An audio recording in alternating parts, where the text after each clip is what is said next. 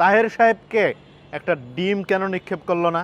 New ইয়র্কে এনসিপির সদস্য সচিব আক্তার এবং বিএনপির মহাসচিব মির্জা ফখরুল ইসলাম আলমগীরকে উদ্দেশ্য করে গালিগালাজ এবং এক আক্তারকে ডিম নিক্ষেপ, এই যে কার্যক্রমটা হলো, সেখানে জামাতের নায়েবে আমির তাহের ছিল।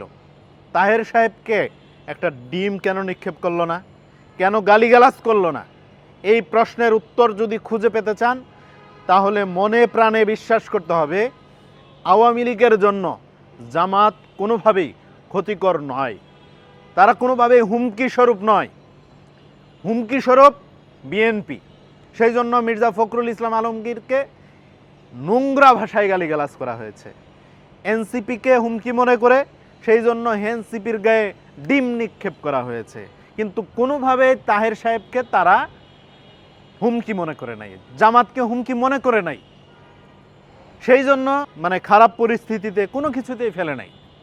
এই যে একটা পরিবেশ দেখেছেন, আপনারা তো বিশ্বাস করতে চান না যে বিগত 17 বছর আওয়ামী লীগের লঙ্গির তলে থাকার লোকরা এখন জামাতের হয়ে তারা রাজনীতি করছে।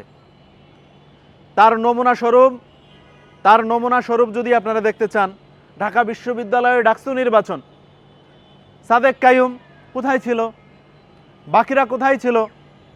দেখেন, এই যে আবার জাকসু নির্বাচন তাই হচ্ছে, রাজশাহী বিশ্ববিদ্যালয় নির্বাচন, চট্টগ্রাম বিশ্ববিদ্যালয় নির্বাচন, প্রত্যেকটা জায়গায় আওয়ামী লীগের লুঙ্গির নিচে থাকা লোকগুলো নির্বাচন করে নির্বাচিত হচ্ছে।